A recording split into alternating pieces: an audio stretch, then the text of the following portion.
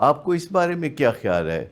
ماضی میں کوئی بہت زیادہ بیماریاں نہیں ہوتی تھی، پھر جو وقت گزرتا گیا زیادہ سے زیادہ بیماریوں کے نام سامنے آتے رہے۔ آج سے 700 سال پہلے کبھی کوئی کسی کو کینسر کے بارے میں نہیں سنا گیا تھا، تو کیا تب کینسر نہیں ہوتا تھا؟ کب سے پتہ چلا کہ کینسر بھی کوئی چیز ہوتی ہے؟ پہلی دفعہ کینسر کا جو لفظ ہے کب آیا؟ ناٹ لانگ اگو۔ لیکن تب بھی پہلے لوگوں کو کینسر ہوتا تھا، اور جس کو کینسر ہوتا تھا تو لوگ سمجھتے تھے کہ اس پہ کسی نے جادو کر دیا ہے، یہ سوکھ گیا ہے، یہ مر گیا ہے۔ پتہ نہیں ہوتا تھا وہ کینسر ہے، لہٰذا اس کو سمجھا جاتا تھا کہ نظر لگ گئی ہے۔ اپینڈکس کا کسی کو پتہ نہیں ہوتا تھا 100 سال پہلے، بلڈ پریشر کا کسی کو پتہ نہیں ہوتا تھا 200 سال پہلے، شوگر کا کسی کو پتہ نہیں ہوتا تھا 4000 سال پہلے۔ تو اسی طریقے سے بہت سارے سائیکیٹرک ڈس آرڈرز ہیں جن کا پہلے پتہ نہیں ہوتا تھا، آہستہ آہستہ چیزوں کا پتہ چل رہا ہے۔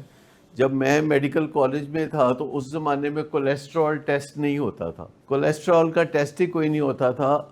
پھر جب ٹیسٹ آیا تو وہ ٹوٹل کولیسٹرول آیا، اس کے بعد پتہ چلا کہ ایک اچھا کولیسٹرول بھی ہوتا ہے، بیچ میں ایک برا کولیسٹرول بھی ہوتا ہے، ایچ ڈی ایل اور ایل ڈی ایل، اس کے ساتھ ٹرائیگلیسرائڈز بھی ہوتے ہیں۔ پھر لپڈ پروفائل کی بات شروع ہو گئی، اور اب پتہ چلا کہ ایل ڈی ایل میں مزید ایسے مارکر سامنے آئے ہیں جو دل کی بیماری پیدا کرتے ہیں یا نہیں کرتے۔ کولیسٹرول کے بارے میں اب ہوتا ہے کہ جیسے کسی شہر کا بدماش ہوتا ہے تو ہمارے جسموں میں کولیسٹرول ایک بدماش ہوتا ہے۔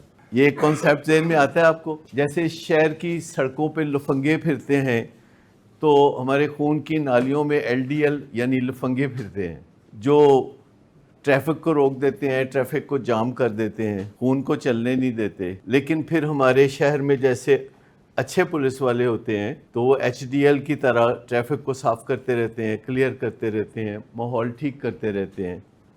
وہ لچے لفنگوں کو پکڑ کے جیل میں ڈالتے ہیں، یعنی لیور میں بھیج دیتے ہیں، جگر میں بھیج دیتے ہیں، جگر ان کو جسم سے نکال دیتا ہے۔ بیچ میں ایسے لوگ بھی ہوتے ہیں جو لچے لفنگوں کو پولیس پکڑ کے تو جب پیش کرتی ہے ان کے سامنے تو وہ اس کی ضمانت لے لیتے ہیں اور اس کو کہتے ہیں جاؤ جا کے پھر کرو۔ تو ایسے بھی ہوتے ہیں۔ یہ جو سارا کانسیپٹ ہے کولیسٹرول کا آہستہ آہستہ ڈیولپ ہوتا گیا۔ 100 سال پہلے کہ کوئی بندہ پاگل ہو جاتا ہے، پھر پتہ چلا کہ نہیں، یہ پاگل پن کوئی ٹرم نہیں ہے۔ پھر اس کی مزید وضاحتیں آنی شروع ہوئیں۔